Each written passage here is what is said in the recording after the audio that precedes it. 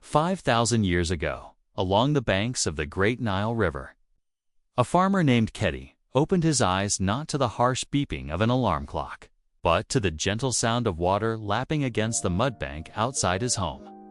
The first rays of Ra, the sun god, painted golden streaks across the papyrus reeds that swayed in the morning breeze.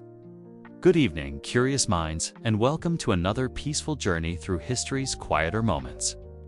Tonight, we're traveling to ancient Egypt, to a time when life moved at the rhythm of the Nile's eternal flood cycle, when communities woke with the sun and slept under stars that told stories older than the pyramids themselves.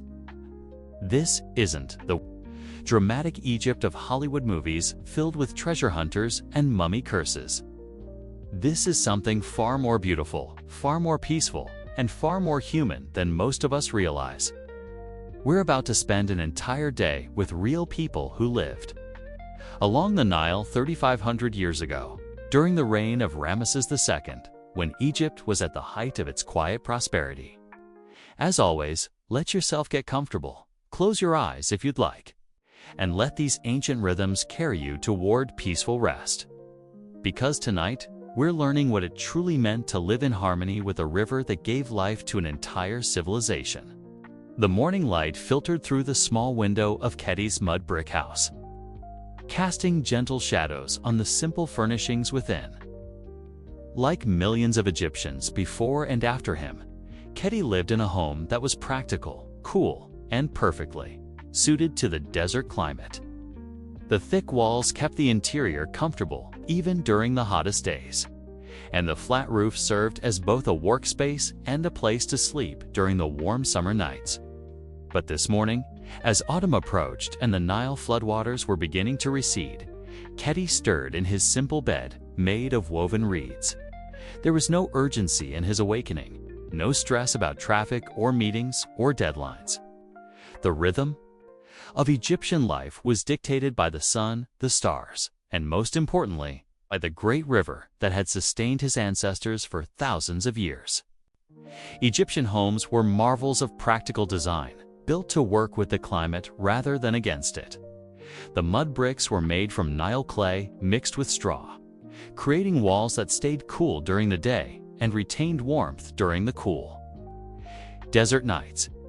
Small windows high up on the walls allowed light to enter while keeping the harsh desert sun from overheating the interior spaces. Most Egyptian homes had flat roofs accessed by external staircases where families would often sleep during the hottest months, catching whatever breeze might stir in the evening air. During the day, these rooftops served as workspaces where women would grind grain, weave textiles, and prepare food while children played safely in the enclosed space. The floors were made of packed earth, smooth and level, sometimes covered with reed mats that provided comfort and insulation. Storage jars made of fired clay lined the walls, holding grain, oil, beer, and water. Everything had its place, and every object served multiple purposes in the efficient Egyptian household. As Kheti stretched and prepared to begin his day, he followed a routine that had been perfected over centuries of Nile Valley living. Like all Egyptians, his day began with the most important ritual of all, acknowledging the life-giving presence of the great river that made all existence possible in this otherwise harsh desert land. The first sound Kheti heard each morning was not an alarm, but the gentle murmur of the Nile River flowing past his village. This was a sound that had greeted Egyptian farmers for over 3,000 years before Kheti's birth, and it would continue for thousands of years after. It was the heartbeat of Egypt, the steady pulse that regulated all life in the narrow green valley that stretched like a ribbon through the vast Sahara Desert. Egyptian villages were always built near the river, but never so close that the annual flood would damage the homes. The ancient Egyptians had learned through countless generations exactly where to place their settlements to take advantage of the Nile's gifts while avoiding its occasional fury. Villages were typically located on slightly elevated ground, just beyond the reach of the highest floods, connected to the river by well-worn paths that led down to the water's edge. The layout of these villages followed patterns that had proven successful over millennia. Houses were arranged in clusters, with narrow streets providing shade and allowing breezes to flow through the settlement. Common areas included spaces for community bread ovens, wells for drinking water during the dry season, and storage facilities for grain that needed to be kept safe from both floods and pests. Each village had its own small temple or shrine dedicated to the local gods, who protected the community and ensured the continuation of the Nile's blessing. These weren't the massive stone temples we see in ruins today, but simple structures where village priests would perform the daily rituals that maintained the cosmic order upon which all Egyptian life depended. The village also had workshops, where specialized craftsmen worked throughout the day, potters creating the vessels needed for storing grain and water, weavers producing the linen cloth that was Egypt's most important export, carpenters crafting the tools and furniture that made daily life possible, and metalworkers forging the bronze implements that Egyptian farmers used to work their fields. Kheti's village, like thousands of others scattered along the Nile's banks, was a self-contained community where everyone knew their role and understood how their daily work contributed to the survival and prosperity of the whole. It was a system that had worked for so long that change was not only unnecessary, but potentially dangerous to the delicate balance that allowed civilization to flourish in the desert. The most important fact about Egyptian daily life was this: everything revolved around the Nile River's annual flood cycle. This wasn't just a matter of agriculture, though farming was certainly central to Egyptian life. The flood cycle determined when people worked, when they rested, when they celebrated, and even when they married and had children. The Egyptian year was divided into 3 seasons, each lasting for months, all based on the river's behavior. Kheti, the flood season, began in mid-July when the Nile started to rise, bringing the dark, fertile mud that would renew the farmland for another year. During this time, farmers couldn't work their fields, so they were available for other tasks, like building pyramids, temples, and other monuments. Pare, the growing season, began in November when the floodwaters receded, leaving behind rich, moist soil perfect for planting. This was the busiest time for farmers, who had to quickly plant their crops in the fertile mud before it dried out too much. The work was intensive but not hurried, following rhythms perfected over thousands of years. Shemu, the harvest season, lasted from March to July, when the crops were gathered and the river was at its lowest point. This was a time of celebration and abundance, when the results of the year's work were finally realized and stored away for the coming year. These seasons weren't just agricultural markers, but determined the rhythm of all Egyptian life. Religious festivals, construction projects, trade expeditions, military campaigns, even court proceedings were all scheduled around the river's eternal cycle. To live in Egypt was to live in harmony with the Nile, and to ignore this harmony was to risk disaster. Modern people often struggle to understand how completely the ancient Egyptians organized their lives around natural cycles. But for them, this wasn't a constraint, but a source of security and meaning. They knew exactly what to expect from their environment and exactly what was expected of them in return. This predictability allowed Egyptian civilization to develop and thrive for over 3,000 years, with remarkably little change to the basic patterns of daily life. As Kheti began his morning routine, he followed steps that his father had taught him, which his father's father had taught his father, stretching back through countless generations of farmers who had worked the same fields and relied on the same river. The stability of this routine wasn't boring to Kheti. It was comforting, providing a sense of connection to his ancestors and confidence about the future. Egyptian mornings began with water, as all life in Egypt did. But this wasn't the simple matter of turning a faucet that we take for granted today. Water had to be carried from the river or drawn from wells, and every drop was precious, even though the Nile seemed to provide an endless supply. Kheti's first task was to check the household's water supply. Large pottery jars, called amphorae, stored water for drinking, cooking, and washing. These jars were strategically placed throughout the house to keep the water as cool as possible in the desert heat. The jars themselves were works of art, crafted by skilled potters who understood exactly how thick the walls needed to be to keep water cool while preventing evaporation. The water used for drinking was different from water used for other purposes.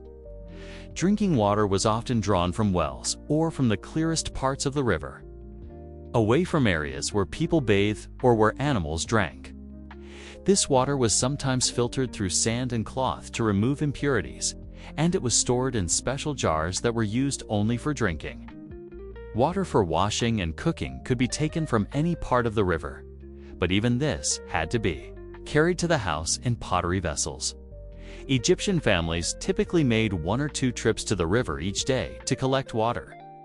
And these trips were often social occasions where neighbors would gather to share news and gossip while they filled their jars. Egyptian pottery was incredibly sophisticated, with different types of vessels designed for different purposes. There were jars for storing grain, jars for storing oil, jars for storing wine, jars for storing beer, and many different types of jars for storing and cooling water. The shapes, sizes, and clay compositions were all carefully designed to preserve their contents and keep them fresh in the hot, dry climate. The daily water collection wasn't seen as a chore, but as a necessary connection to the source of all life in Egypt. Children learned from an early age how to properly carry water jars without spilling, how to recognize good water from bad, and how to treat this precious resource with the respect it deserved. Water was never wasted, and every household had systems for reusing water whenever possible. Even the richest Egyptians, those who could afford to have servants carry their water, understood that their prosperity depended entirely on the Nile's continued generosity. This daily interaction with water served as a constant reminder of humanity's dependence on natural forces that were ultimately beyond human control, fostering a sense of humility and gratitude that was central to Egyptian religious and philosophical thought.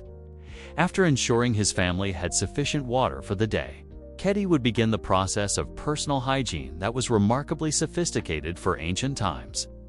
The Egyptians were famous throughout the ancient world for their cleanliness, and archaeological evidence shows that they had developed systems of personal care that wouldn't be out of place in the modern world. Egyptian bathing was a daily ritual that served both practical and spiritual purposes. In the hot, dusty climate of the Nile Valley, regular washing was essential for health and comfort, but it was also seen as a way of maintaining spiritual purity and showing respect for the gods who had created the human body. Most Egyptian homes had designated areas for washing, usually in an enclosed courtyard where privacy could be maintained while still allowing drainage of the used water. The washing area typically consisted of a flat stone platform where the person could stand while water was poured over them by family members or servants. The water used for bathing was often scented with oils and perfumes made from flowers and herbs that grew along the Nile. Lotus flowers were particularly popular for this purpose, as they had a gentle, pleasant fragrance and were believed to have purifying properties. The oils also helped protect the skin from the drying effects of the desert climate. Egyptian soap was made from animal fats combined with plant oils and sometimes salts from the desert lakes. This soap was effective at removing dirt and oils while being gentle enough for daily use. Wealthy Egyptians also had access to imported soaps made with exotic ingredients from other parts of Africa and the Mediterranean world. After washing, Egyptians would apply oils and perfumes to their skin and hair. These weren't just cosmetic luxuries, but practical necessities in a climate where the sun and dry air could quickly damage exposed skin. The oils also helped prevent insects and parasites, which could be serious health problems in a river valley environment. Egyptian dental hygiene was also remarkably advanced. They used a variety of tooth cleaning methods, including rubbing teeth with salt, chewing fibrous plants that helped remove plaque, and using primitive toothbrushes made from frayed twigs. They also had toothpastes made from ground shells, salt, and herbs that helped fight tooth decay and gum disease. Hair care was particularly important in Egyptian culture, with both men and women devoting considerable time and attention to maintaining their hair. Hair was washed regularly with special shampoos made from plant extracts, and it was often styled with oils and perfumes. Many Egyptians also wore wigs made from human hair, particularly for special occasions or religious ceremonies. The morning hygiene routine wasn't rushed, but was performed with the same careful attention to detail that characterized all aspects of Egyptian daily life. This wasn't vanity, but a recognition that personal cleanliness was essential for health, social acceptance, and spiritual well-being. The time spent on these activities was seen as an investment in one's overall quality of life and standing in the community. Once Kheti had completed his personal care routine, he would dress in the simple but practical clothing that was perfectly suited to Egypt's climate and his role as a farmer. Egyptian clothing was designed primarily for comfort and cooling in hot weather, with most garments made from linen produced from flax plants that grew abundantly in the Nile Valley. Egyptian linen was famous throughout the ancient world for its quality and fineness. The best Egyptian linen was so finely woven that it was almost transparent, and it was prized by wealthy people throughout the Mediterranean region. Even common farmers like Kheti wore linen of a quality that would be considered luxurious by modern standards. Men's clothing was typically simple and practical. Farmers and laborers wore short kilts made from linen cloth wrapped around the waist and secured with a belt. These kilts allowed for freedom of movement during physical work while providing protection from the sun and insects. The length and style of the kilt could indicate the wearer's social status, with wealthy men wearing longer, more elaborate garments.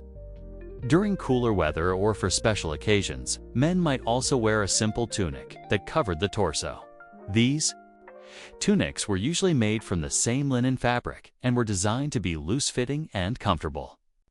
The quality of the linen and the intricacy of any decorative elements would again reflect the wearer's economic and social position. Egyptian footwear was typically simple sandals made from woven reeds or leather.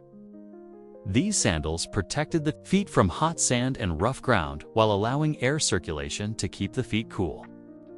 Many Egyptians, particularly those working in the fields, often went barefoot, except when traveling longer distances or walking on particularly rough terrain. Head coverings were common and practical in the intense Egyptian sun. Simple cloth wraps could protect the head and neck from sunburn while allowing air circulation to keep the wearer cool. These head coverings were often made from the same linen fabric as other clothing and could be arranged in various styles depending on the activity being performed. The process of dressing was quick and efficient, reflecting the practical nature of Egyptian clothing design. There were no complex fastenings or elaborate procedures required. Most garments could be put on in a matter of minutes. This simplicity wasn't a sign of primitive fashion, but rather a sophisticated understanding of what worked best in the Egyptian environment. Egyptian clothing was also designed to be easily maintained. Linen could be washed regularly without damage, and the simple construction meant that garments could be quickly repaired if they became torn during work. Most families had multiple sets of clothing so that clean garments were always available while others were being washed and dried. The colors of Egyptian clothing were typically natural, the undyed white or cream color of natural linen, with occasional decorative elements in blue from indigo, red from madder root, or yellow from saffron. These natural dyes were expensive, so colorful clothing was often reserved for special occasions or indicated higher social status. With his personal preparations complete, Kheti would step outside his home to assess the day's conditions and plan his work accordingly. This daily evaluation of weather, river levels, and seasonal indicators was crucial for successful farming in the Nile Valley, or success depended on working in harmony with natural cycles rather than fighting against them. The morning assessment began with observing the sky. Cloud formations, wind direction, and the color of the sunrise could all provide important information about the day's weather. Although Egypt's climate was generally predictable, with very little rainfall and consistent sunshine, subtle variations could affect agricultural work and needed to be taken into account. The position and brightness of the sun told Kheti not only the time of day, but also the season and what agricultural tasks were appropriate. The ancient Egyptians were skilled astronomers who used the movements of celestial bodies to create one of the world's first accurate calendar systems. This calendar was essential for predicting the Nile flood and timing agricultural activities. Next, Kheti would check the level and condition of the Nile River. Even small changes in water level could affect irrigation systems and determine what work could be done in the fields. The color of the water, the speed of the current, and the amount of debris floating downstream all provided information about conditions upstream and what to expect in the coming days. The condition of the irrigation channels that brought Nile water to the fields was another crucial factor to assess. These channels required constant maintenance to keep them clear of silt and debris. The water needed to flow at just the right speed. Too fast, and it would erode the channels and wash away young plants. Too slow, and it would deposit too much silt and create stagnant pools where mosquitoes could breed. Kheti would also check the moisture content of the soil in his fields. This required walking to different parts of his land and examining the earth with hands that had learned through years of experience to judge exactly how much water the soil contained and whether conditions were right for planting, weeding, or harvesting. The behavior of birds and animals provided additional information about environmental conditions. Certain birds appeared when the river was about to change level. Particular insects became active when weather changes were approaching. And the animal's behavior could indicate whether it was safe to work in certain areas of the fields. Wind, direction, and strength were also important factors to consider. Strong winds could damage young plants, interfere with irrigation, and make certain types of work difficult or impossible. The direction of the wind also affected temperature and humidity, determining how comfortable the day's work would be and how much water the workers would need to consume. This morning assessment wasn't a lengthy or complicated process, but it required the accumulated knowledge and experience of a lifetime spent working with the land. Kheti could read the signs of nature as easily as a modern person reads the time on a clock, and this information would guide every decision he made throughout the day. After completing his assessment of the day's conditions, Kheti would join his family for the first meal of the day. Egyptian meals were simple but nutritious, based on the fundamental foods that the Nile Valley produced in abundance: bread, beer, vegetables, and occasionally fish or meat. The centerpiece of every Egyptian meal was bread, which wasn't just food, but a measure of wealth and a medium of exchange. Egyptian bread was made from wheat or barley flour, and it came in dozens of different varieties depending on the type of grain used, the fineness of the flour, and the particular recipe followed by the baker. Most families baked their own bread daily, although larger villages often had community ovens where multiple families could bake together. The process of making bread was time-consuming and required considerable skill. Grain had to be ground into flour using stone querns. The flour had to be mixed with water and sometimes yeast to form dough, and the dough had to be shaped and baked in ovens that maintained the correct temperature throughout the baking process. Egyptian bread was typically round and flat, designed to cook quickly and evenly in the clay ovens used throughout the Nile Valley. The bread was often marked with decorative patterns that served both aesthetic and practical purposes, helping to identify which family had baked which loaves when community ovens were used. Beer was the universal beverage in ancient Egypt, consumed by people of all ages and social classes. Egyptian beer was different from modern beer. It was thick, nutritious, and relatively low in alcohol content, making it safer to drink than water while providing essential nutrients. The brewing process also killed harmful bacteria that might be present in water taken directly from the river. Egyptian beer was made from bread that was partially baked, crumbled into water, and allowed to ferment. Different types of bread produced different flavors of beer, and skillful brewers could create a wide variety of beverages to suit different tastes and occasions. Beer was often flavored with dates, honey, or herbs to create special varieties for festivals and celebrations. The breakfast meal might also include vegetables that grew well in the fertile soil of the Nile Valley. Onions, garlic, leeks, and lettuce were common foods that could be eaten fresh or preserved for consumption throughout the year. These vegetables provided essential vitamins and minerals that kept Egyptian workers healthy despite the physical demands of agricultural labor. Fruits were less common in the daily diet, but were enjoyed when available. Dates, figs, and grapes grew well in the Egyptian climate and were often dried for preservation. Melons and other water-rich fruits were particularly appreciated during the hottest months when extra hydration was essential. Fish from the Nile River was an important source of protein for many Egyptian families. The river contained numerous species of fish that could be caught with nets, hooks, or traps. Fish could be eaten fresh, dried in the sun for preservation, or salted and stored for consumption during times when fresh fish was less available. Meat was less common in the daily diet of ordinary Egyptians, but was consumed during festivals and special occasions. Cattle, sheep, goats, and poultry were raised throughout Egypt. But they were expensive and were often reserved for religious sacrifices or celebrations. Hunting wild animals in the desert also provided occasional additions to the diet. The morning meal was eaten in a relaxed, communal atmosphere where family members could discuss the day's plans and share any news or concerns. This wasn't just about nutrition, but about maintaining the social bonds that held Egyptian families and communities together. The time spent eating together provided opportunities for teaching children, resolving conflicts, and making decisions that affected the entire household.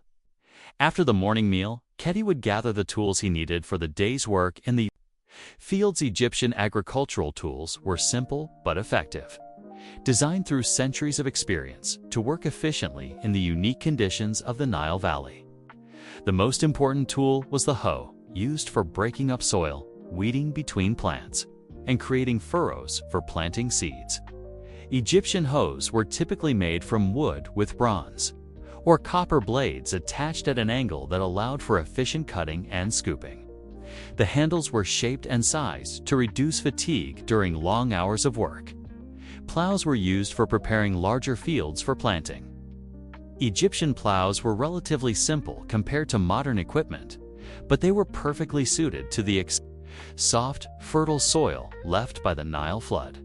The plow consisted of a wooden beam with a bronze or copper share that cut through the soil, creating furrows where seeds could be planted. Sickles were essential tools for harvesting grain crops. These curved blades were made from bronze or copper and were attached to wooden handles that allowed workers to cut grain stalks efficiently without excessive bending or stretching. The design of Egyptian sickles was so effective that it remained essentially unchanged for thousands of years. Irrigation tools included scoops for moving water from channels to fields, tools for maintaining and repairing irrigation channels, and devices for measuring water flow and distribution. These tools were crucial for managing the complex irrigation systems that allowed agriculture to flourish in the desert environment. Storage baskets made from woven reeds or palm fronds were used for carrying seeds, harvesting crops, and transporting produce from the fields to storage areas. These baskets came in many different sizes and shapes, each designed for specific purposes and types of crops. Measuring devices were used to ensure that seeds were planted at the correct density and that harvested crops were accurately recorded for taxation and storage purposes. The Egyptian government closely monitored agricultural production and farmers were required to report their yields and pay taxes based on the productivity of their land. Most of these tools were made locally by craftsmen who understood the specific needs of Egyptian farmers. The tools were designed to be durable, efficient, and easily maintained or repaired when necessary. A well-made agricultural tool could last for many years and might even be passed down from father to son. The process of gathering and checking tools was a daily ritual that served multiple purposes to ensure that all necessary equipment was available and in good working condition. It provided an opportunity to plan the day's work, and it connected the farmer to the long tradition of Egyptian agriculture that had sustained civilization in the Nile Valley for thousands of years. Kheti would also take time to sharpen cutting tools, oil wooden handles to prevent cracking in the dry climate, and replace any parts that had become worn or damaged. This maintenance wasn't just practical, but was seen as a form of respect for the tools that made successful farming possible. With his tools prepared, Kheti would walk to his fields, following paths that had been worn smooth by countless generations of Egyptian farmers. The walk to the fields was rarely long, as Egyptian villages were specifically located to minimize the distance between homes and agricultural land. But it provided time for mental preparation and observation of conditions that might affect the day's work. The Egyptian agricultural system was based on the concept of basin irrigation, where fields were divided into large, flat areas surrounded by earthen banks that could be flooded with Nile water during the growing season. This system allowed farmers to control exactly how much water each field received and ensured that water was distributed evenly across the cultivated land. The fields themselves were marvels of ancient engineering. The earthen banks that divided the fields had to be built and maintained with precise attention to elevation and water flow. If the banks were too high, water couldn't flow into the fields. If they were too low, the fields couldn't hold enough water for proper irrigation. Each field was connected to a network of irrigation channels that brought water from the Nile River. These channels required constant maintenance to keep them clear of silt and vegetation that could block water flow. The channels also had to be properly angled so that water would flow at the right speed, fast enough to prevent stagnation, but slow enough to allow proper absorption into the soil. The soil in Egyptian fields was incredibly fertile due to the annual deposit of Nile silt, but it still required careful management to maintain its productivity. Farmers had to understand how different crops affected soil composition and how to rotate crops to prevent exhaustion of essential nutrients. Egyptian farmers grew a variety of crops, but the most important were wheat and barley, which provided the grain necessary for bread and beer. These crops were planted after the Nile flood receded, grew during the cool months of winter and spring, and were harvested before the next flood arrived. Other important crops included flax, which was used to make linen cloth, onions, garlic, and other vegetables that provided essential nutrients, and various legumes that helped maintain soil fertility by adding nitrogen to the earth. Each crop had its own requirements for water, soil preparation, and timing. The workday in the fields followed a rhythm that took advantage of the cooler morning and evening hours while avoiding the intense heat of midday. This wasn't just a matter of comfort, but was essential for maintaining the health and productivity of the workers in Egypt's demanding climate. Egyptian fieldwork was often done in groups, with neighbors helping each other during particularly labor-intensive times like planting and harvesting. This cooperation wasn't just practical, but was an important part of village social life, strengthening community bonds and ensuring that all families could complete their agricultural work successfully. The fields also served as classrooms where children learned the skills they would need as adult farmers. Young boys would accompany their fathers to watch and gradually participate in agricultural work, while girls learned related skills like food processing and storage that were essential parts of the agricultural system. During the peak growing season, Egyptian farmers would spend most of their daylight hours in the fields, but the work was varied and engaging rather than monotonous. Different crops required different types of care at different times, and the constant observation and adjustment required for successful irrigation kept farmers mentally engaged with their work. The Egyptian system of agriculture wasn't just about producing food, but was intimately connected to religious beliefs, social organization, and political structure. The annual cycle of effluting, planting, growing, and harvesting was seen as a reflection of cosmic order. And farmers understood their work as participation in maintaining the harmony that kept the universe functioning properly. One of the most important aspects of Kheti's day was the maintenance of the irrigation system that brought life-giving Nile water to his fields. This wasn't glamorous work, but it was absolutely essential for successful agriculture in the desert. Environment of the Nile Valley. The irrigation channels required daily attention to keep them functioning properly. Silt deposited by the Nile water would gradually accumulate in the channels, reducing water flow and potentially blocking irrigation entirely. This silt had to be regularly removed and spread on the fields where it would improve soil fertility. Vegetation growing in and around the irrigation channels also had to be controlled.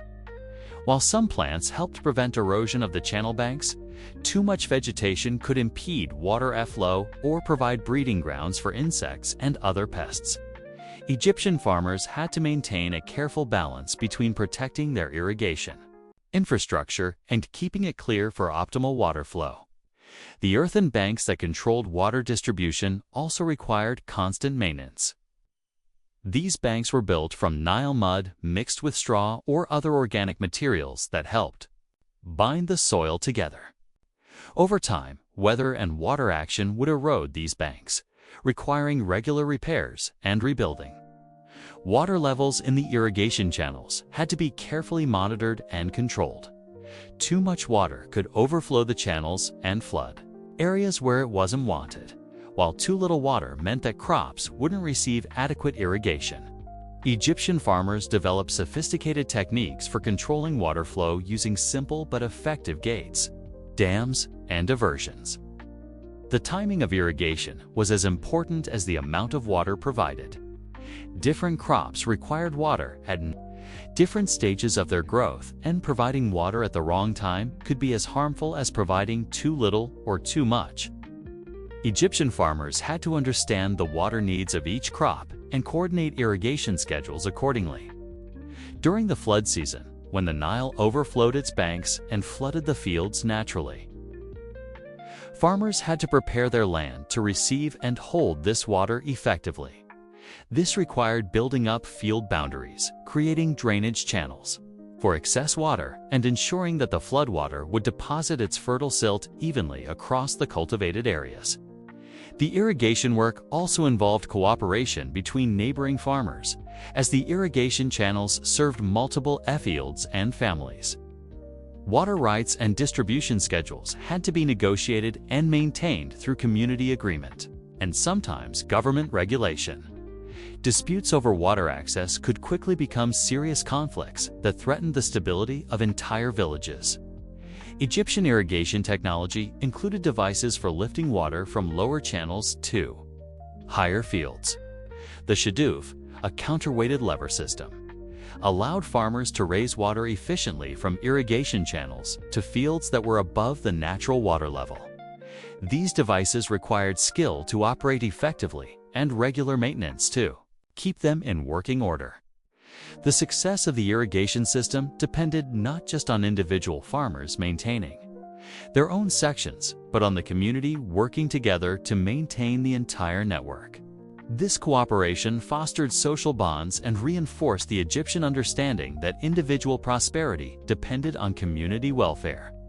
The knowledge required for successful irrigation management was passed down from generation to generation. Through practical training and experience, young farmers learned by working alongside experienced irrigators, gradually developing the skills and judgment necessary to manage water resources effectively in the challenging environment of the Nile Valley. Egyptian irrigation wasn't just an agricultural technique, but was intimately connected to Egyptian religion and worldview. The Annual Nile flood was seen as a gift from the gods, and the human management of this water was understood as a sacred responsibility. Farmers approached their irrigation work with the reverence and gratitude, understanding that their technical skills were part of a larger cosmic order. After completing the morning's irrigation work, Kheti would turn his attention to the crops themselves, each requiring different types of care depending on the season and stage of growth. The Egyptian agricultural year was carefully planned to take maximum advantage of the Nile's flood cycle and the country's predictable climate. During the growing season, weeding was a constant necessity. Same fertile conditions that allowed crops to flourish also encouraged the growth of unwanted plants that could compete with crops for water, nutrients, and sunlight. Egyptian farmers used hoes and other hand tools to remove weeds regularly, turning this removed vegetation into compost that would enrich the soil. Pest control was another ongoing concern in Egyptian agriculture. Insects, birds, and small animals could quickly destroy crops if not controlled effectively. Egyptian farmers used a variety of methods to protect their plants, including physical barriers, natural repellents made from plants like garlic and onions, and careful timing of planting and harvesting to avoid peak pest seasons. Plant diseases also required constant vigilance. The warm, humid conditions in irrigated fields could promote fungal and bacterial diseases that could spread rapidly through crops.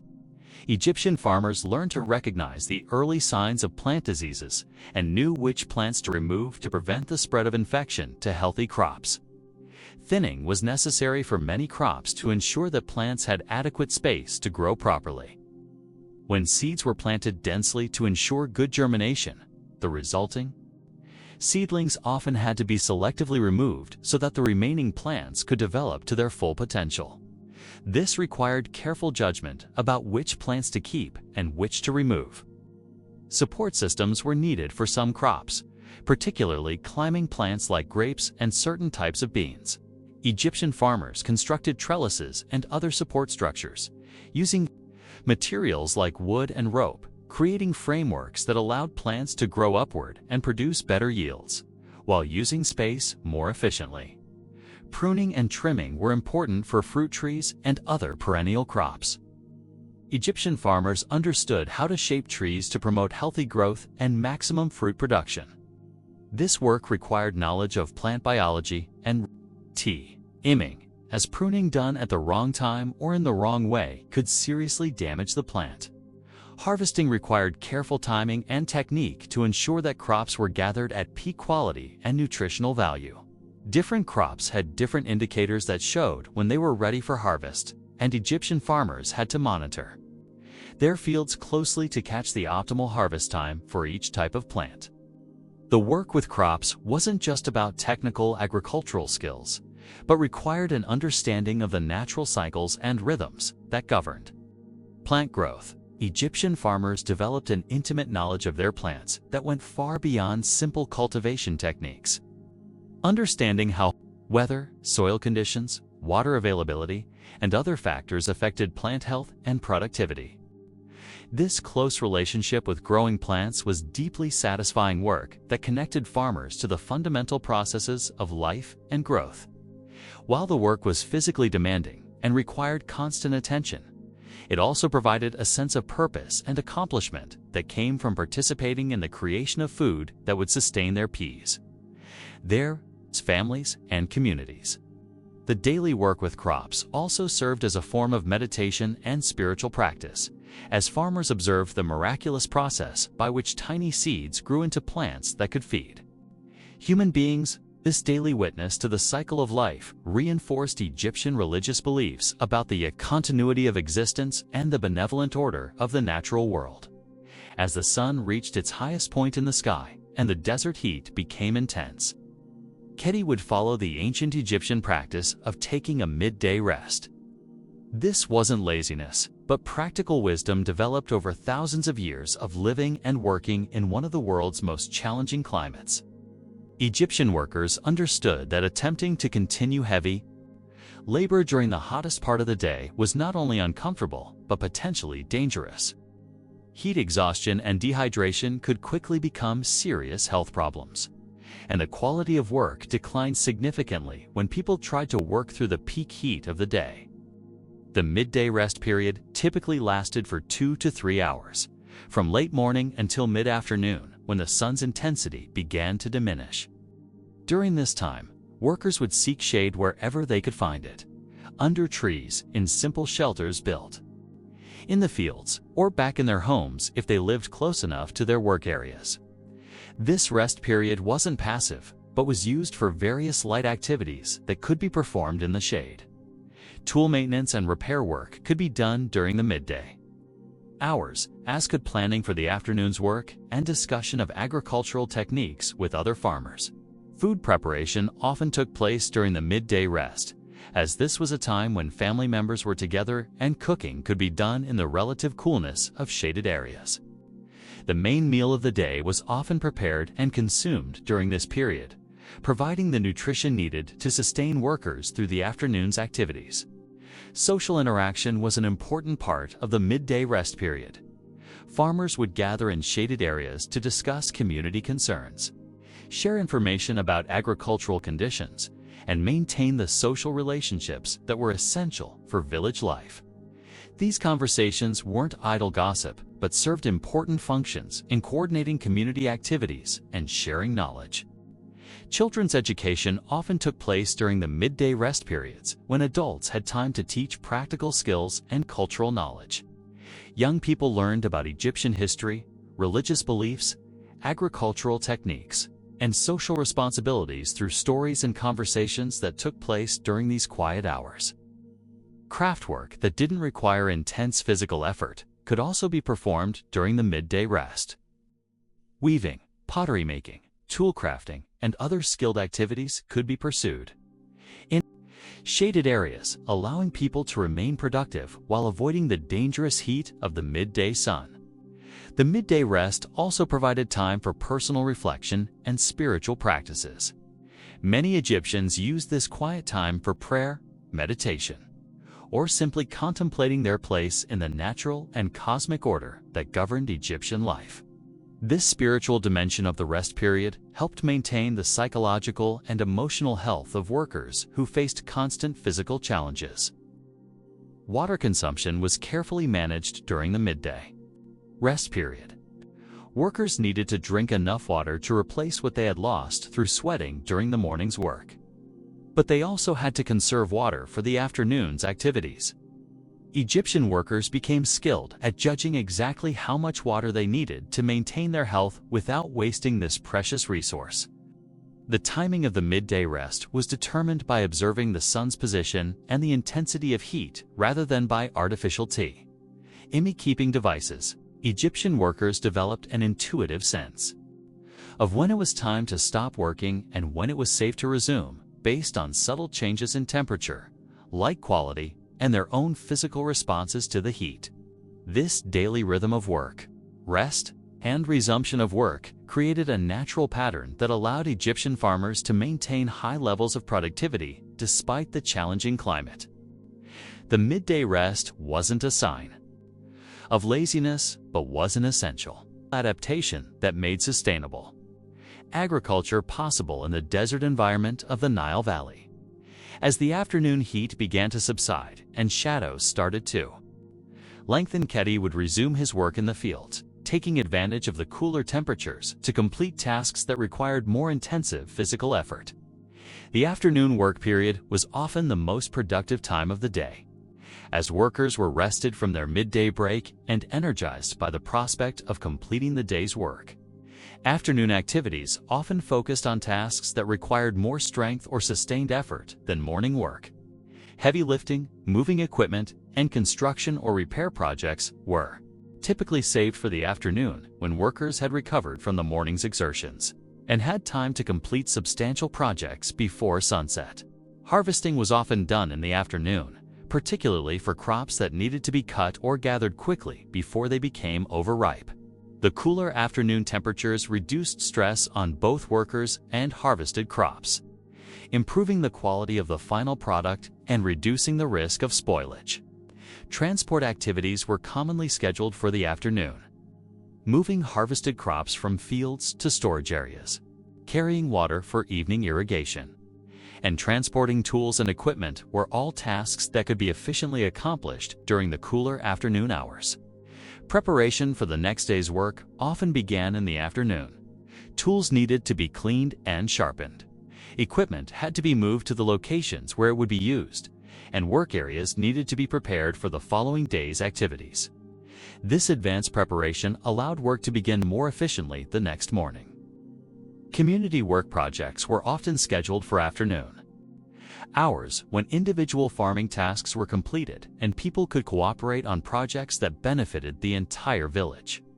Maintenance of public irrigation channels, repair of community buildings, and construction of new facilities were all activities that required coordinated effort during shared time periods. The afternoon was also prime time for teaching and learning agricultural skills. Experienced farmers could demonstrate techniques to younger workers when lighting conditions were good but temperatures were comfortable. This hands-on education was essential for maintaining the high level of agricultural knowledge that Egyptian farming required. Market activities often took place in the afternoon, as this was when farmers had crops ready for sale and when people had time to engage in trade and commerce. Local markets would come alive during the afternoon hours, with farmers selling surplus produce and purchasing goods they couldn't produce themselves. Afternoon work also included preparation for evening activities, gathering fuel for cooking fires, preparing food for the evening meal, and setting up areas for evening social activities were all tasks that needed to be completed before sunset brought the day's work to an end. The afternoon work period required careful pacing to ensure that workers didn't exhaust themselves before the day was complete. Egyptian farmers learned to judge their energy levels and work intensity to maintain productivity throughout the entire afternoon without becoming too tired to complete essential tasks. Weather conditions often influenced afternoon work schedules. Strong winds, sandstorms, or unusual temperature variations could force changes in planned activities. And experienced farmers learned to remain flexible and adjust their work based on environmental conditions. The afternoon period also provided opportunities for innovation and experimentation in agricultural techniques. When routine tasks were completed, farmers might try new methods of cultivation, test different tools or equipment, or experiment with crop varieties that might improve their agricultural productivity. As afternoon gradually transitioned into evening and the sun began its descent toward the western horizon, Kheti would begin the process of concluding the day's agricultural work and preparing for the evening activities that were such an important part of Egyptian social and cultural life. As the day's work in the fields came to an end, Kheti would return home following the same well-worn paths that connected Egyptian villages to their surrounding agricultural areas. The walk home provided time to reflect on the day's accomplishments and to transition mentally from the focused concentration required for agricultural work to the different rhythms of family and community life. Egyptian evenings were times of increased social activity, when the heat of the day had subsided and people could gather comfortably for conversation, meals, and various forms of entertainment. The evening hours were treasured in Egyptian culture as opportunities for strengthening family bonds and community relationships that were essential for village life.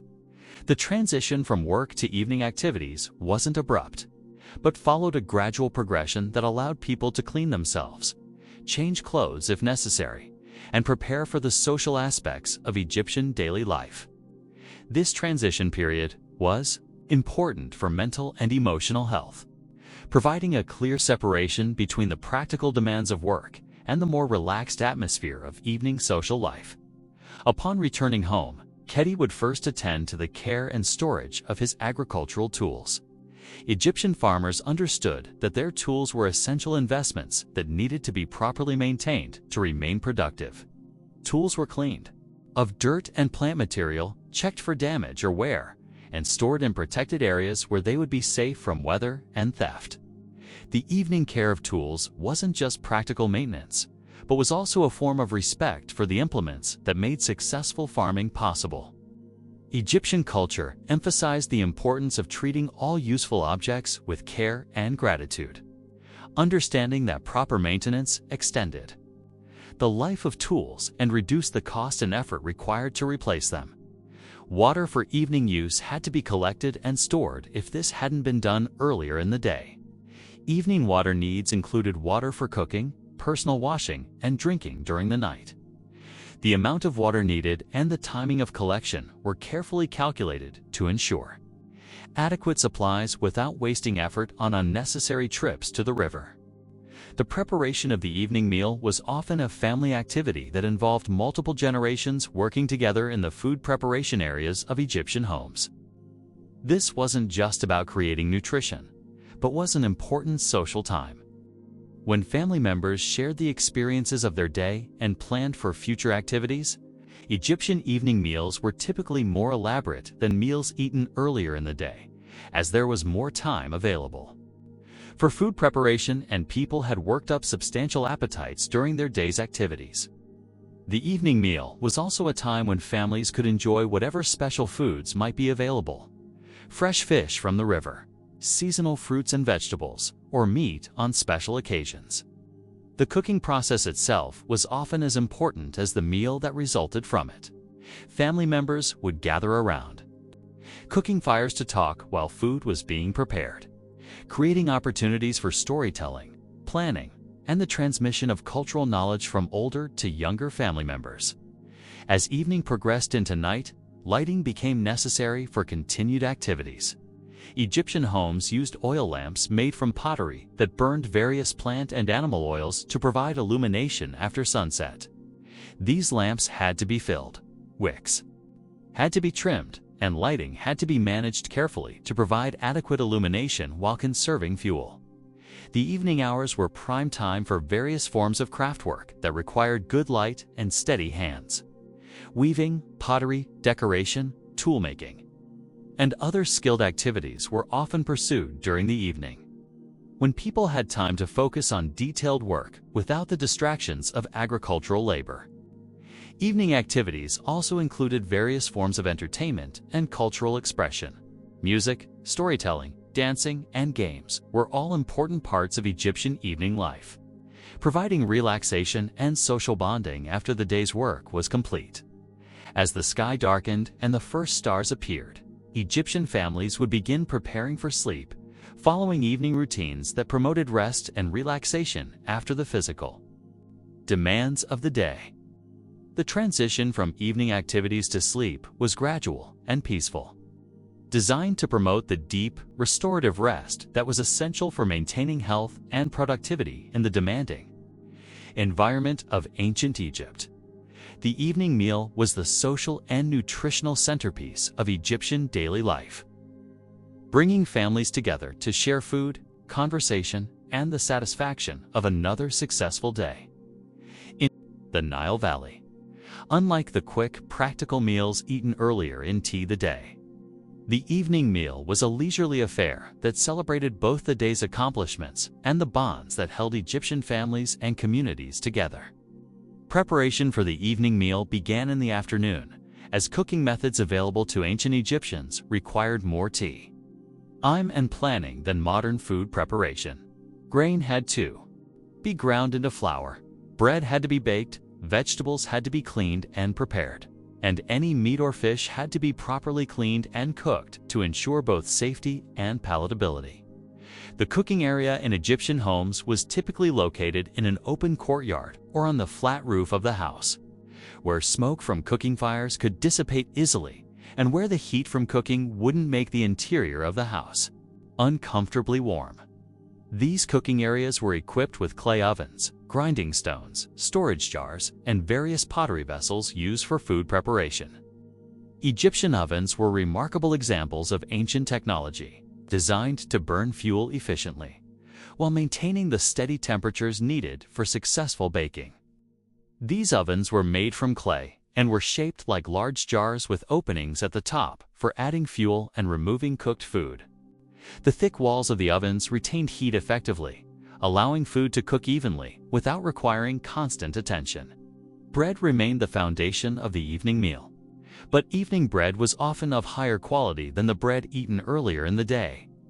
Special occasions might call for bread made from finer flour, flavored with honey or dates, or shaped into decorative forms that added visual appeal to the meal.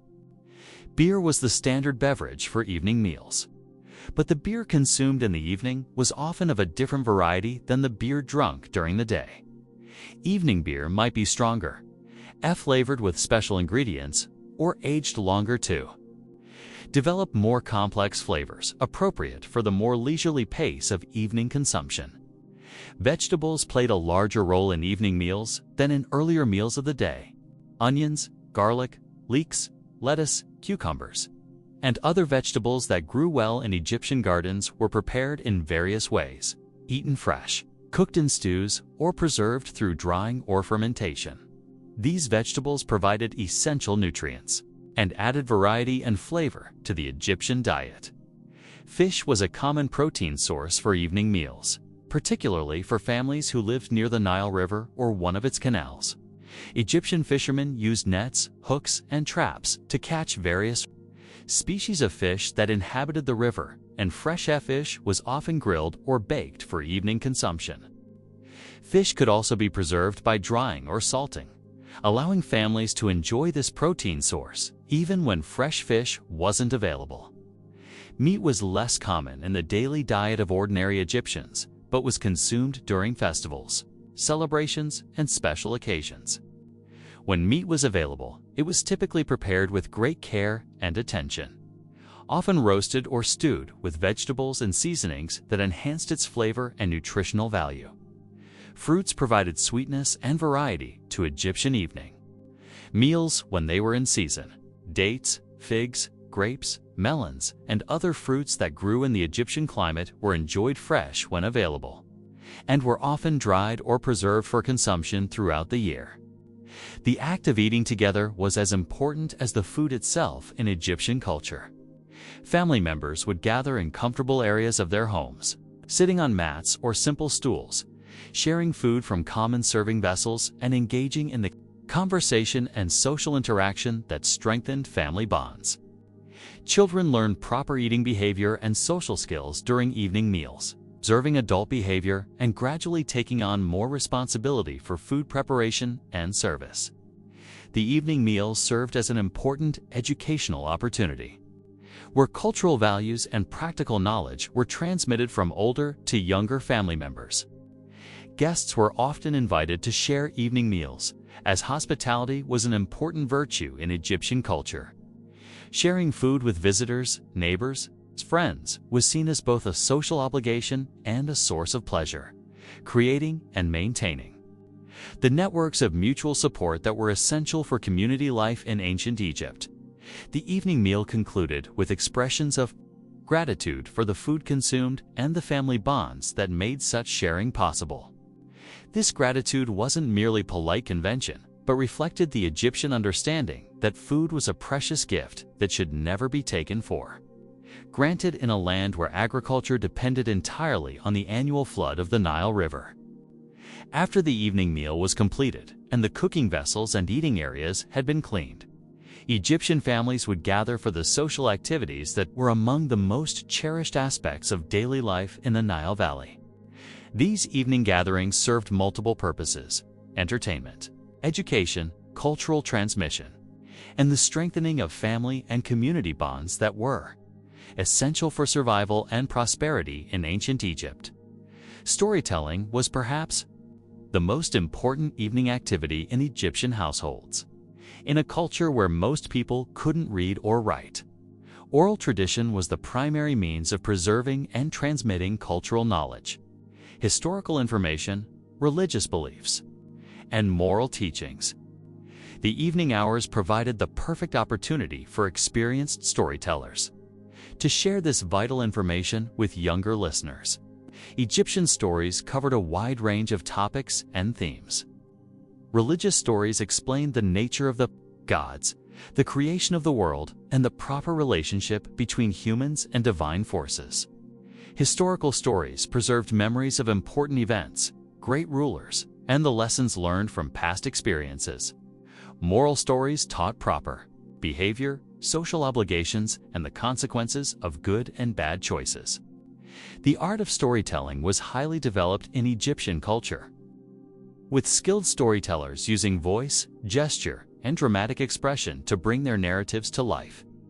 These performances weren't passive entertainment, but were interactive experiences where listeners could ask questions, request favorite stories, and gradually learn to become storytellers themselves. Music was another important component of Egyptian evening entertainment.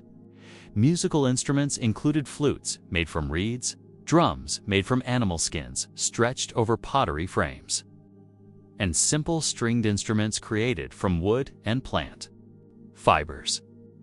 These instruments were used to accompany singing, dancing, and storytelling, adding emotional depth and cultural richness to evening gatherings. Egyptian music wasn't complex by modern standards, but it was sophisticated in its use of rhythm, melody, and harmony to create emotional responses and enhance the meaning of the stories and songs being performed. Different types of music were appropriate for different occasions, and skilled musicians understood how to choose and perform music that enhanced the mood and purpose of evening gatherings. Dancing was a natural extension of Egyptian musical activities, with both children and adults participating in traditional dances that expressed cultural values and provided physical exercise and entertainment. Egyptian dances ranged from simple, repetitive movements that anyone could perform to more complex performances that required skill and practice to execute properly. Games and contests provided another form of evening entertainment that combined fun with education and skill development. Board games, word games, physical challenges, and mental puzzles all played roles in Egyptian evening activities, providing enjoyment while teaching important cognitive and social skills. Craftwork often continued during evening hours, as the cooler temperatures and available light from oil lamps made this a productive time for detailed manual labor. Weaving, pottery decoration, toolmaking, jewelry creation, and other skilled crafts were pursued during evening hours, often as group activities where family members worked together on common projects. The evening social activities weren't separate from daily life but were intimately connected to the practical and spiritual aspects of Egyptian culture. The stories told during evening gatherings reinforced religious beliefs and moral values that guided daily behavior. The music and dancing provided emotional outlets that helped people cope with the stresses and challenges of life in ancient times. Children's education was a natural part of evening social activities, as young people learned by observing and gradually participating in adult activities. The skills needed for storytelling, music, dancing, and craftwork were transmitted informally during these evening gatherings, ensuring that cultural knowledge and practical abilities were passed from generation to generation. The evening social activities also served important community functions, as neighbors and friends often joined family gatherings, creating networks of social support and mutual assistance that were essential for survival in the challenging environment of ancient Egypt. These gatherings provided opportunities for planning community projects, resolving conflicts, and maintaining the social cohesion that made village life possible. As the evening progressed and people began to feel the effects of the day's physical labor, the social activities would gradually wind down, leading to the peaceful transition to sleep that completed the daily cycle of Egyptian life. As the evening social activities gradually came to an end and Egyptian families prepared for sleep, they followed routines that had been developed over thousands of years to promote rest and restoration after the physical and mental demands of daily life in the Nile Valley. The preparation for sleep began with the practical matter of securing the household for the night. Doors and windows were checked to ensure that they were properly closed. Valuable items were stored in safe locations, and any fires used for cooking or lighting were carefully extinguished or banked to prevent accidental blazes during the night. The sleeping environment was kept as quiet and dark as possible to promote deep, restorative sleep. Oil lamps were extinguished except when absolutely necessary, and household activities were minimized during nighttime hours to avoid disturbing sleepers. The daily cycle of work, social activity, and sleep created a natural rhythm that supported both individual health and community cohesion. This rhythm wasn't imposed from outside, but emerged organically from the practical requirements of life in ancient Egypt, and the accumulated wisdom of countless generations who had learned to live successfully in the challenging environment of the Nile Valley. As Kheti and his family settled into sleep, they joined millions of other Egyptians throughout the Nile Valley in the peaceful rest that would restore their energy and prepare them for another day of the satisfying, productive life that Egyptian civilization had perfected over thousands of years of continuous development and refinement. And so the ancient Egyptian day came to its gentle close. Following rhythms and patterns that had sustained one of history's greatest civilizations for over 3,000 years. From the first light of dawn reflecting off the Nile's waters to the last flicker of oil lamps in village homes, every moment had been lived in harmony with natural cycles that connected human life to the eternal patterns of the cosmos. The daily routine we followed with Kheti wasn't unique to him, but was shared by millions of Egyptians who understood that their individual prosperity depended on maintaining the delicate balance between human ambition and natural order. This wasn't a primitive or backward way of life, but was a sophisticated civilization that had solved fundamental problems of human existence in ways that promoted both individual fulfillment and social stability.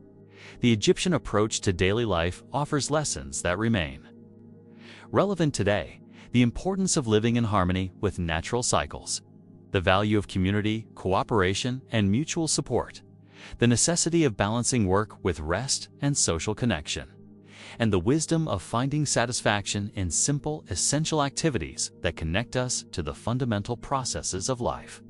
Perhaps most importantly, the ancient Egyptians understood that daily life should be approached with reverence and gratitude, recognizing that every day of health, productivity, and family connection was a precious gift that should never be taken for granted. This attitude transformed even the most routine activities into opportunities for spiritual growth and community building.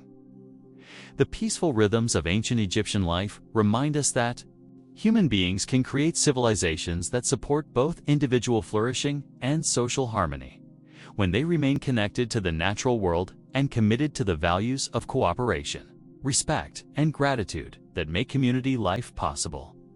As we conclude our journey through a day in ancient Egypt, we're reminded that the fundamental needs and desires that motivated Kheti and his family's security, purpose, connection, and peace are the same needs that motivate people today.